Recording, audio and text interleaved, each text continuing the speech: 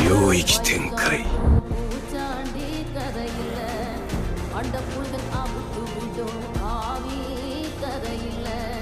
விக்ரமாதித்ய சொன்ன வேதாள கதையில்ல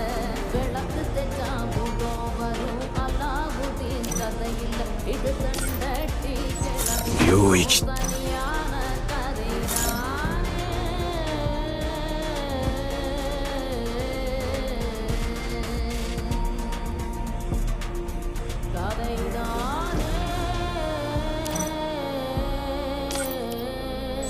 領域展開